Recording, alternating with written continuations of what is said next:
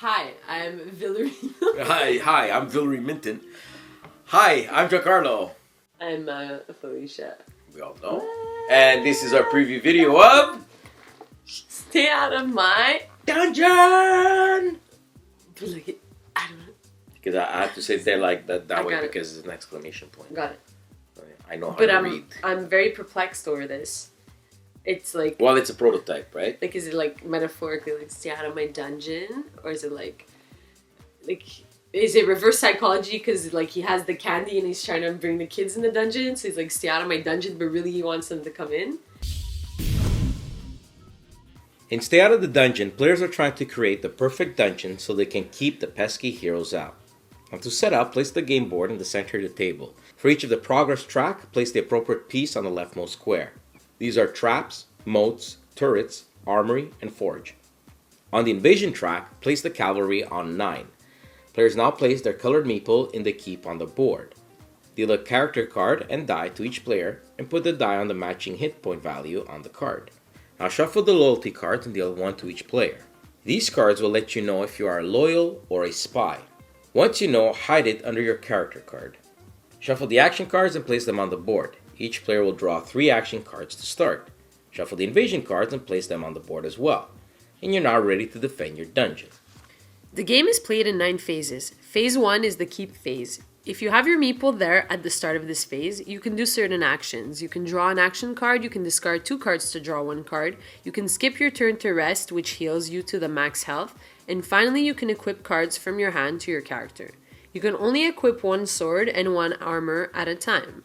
Once each player has done their keep phase, we go to phase 2, choosing locations. Now here, the player who are in the keep can now move to another location on the board.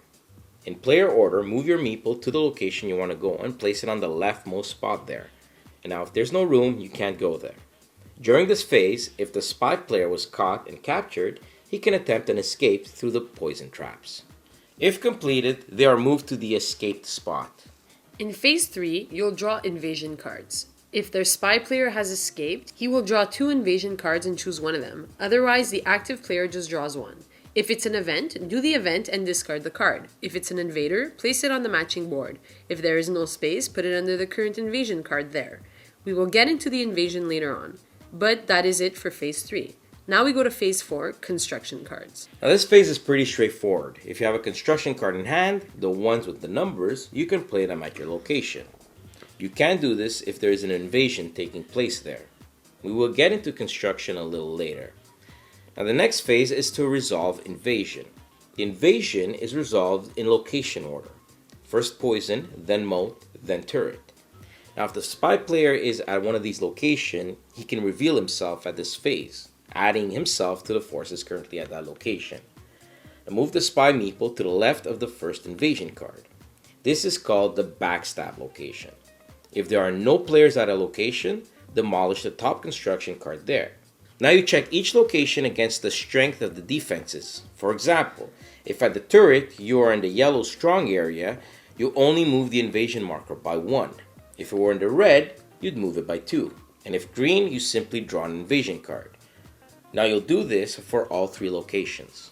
If there are players and invasion cards at a location, there is a battle. First, you check for special damage from the invader and player character cards. These are damage done to each enemy at that location. This number here is the damage done and all the special damage happens simultaneously. Once special damage is dealt, the regular attack takes place. The first player there will attack the first invader card to the left, which can also mean the spy player.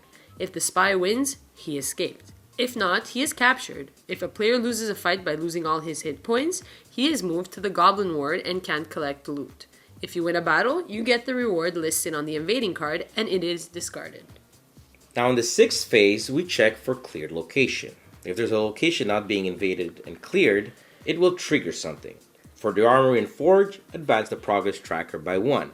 For the poison trap, the player in the 2nd spot completes the poison trap and moves the marker up 1 spot.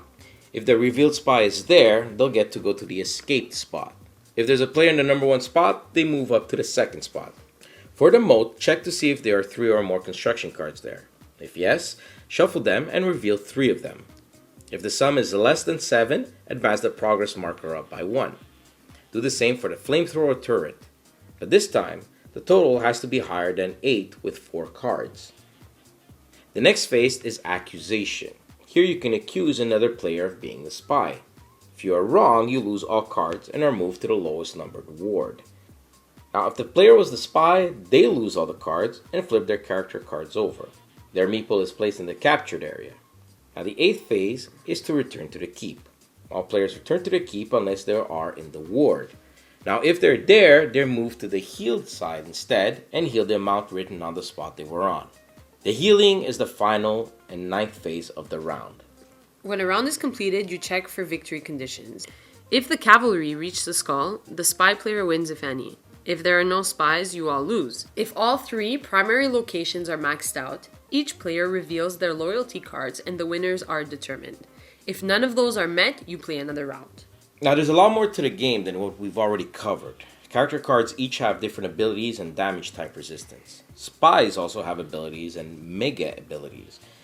If you maxed out a location, you get the reward there, which can help you win the game and give you global benefits. Stay Out of My Dungeon is a tense semi-co-op game with backstabbing goodness and good replay value. We can't wait to see the final artwork and board for the game.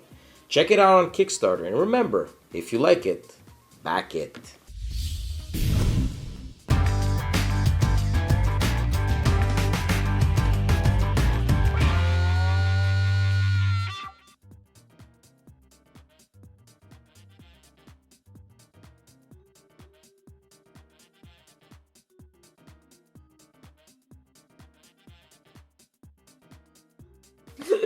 There's Pokemon in the dungeon and he doesn't want the kids going anymore, so he's like, stay out of my dungeon.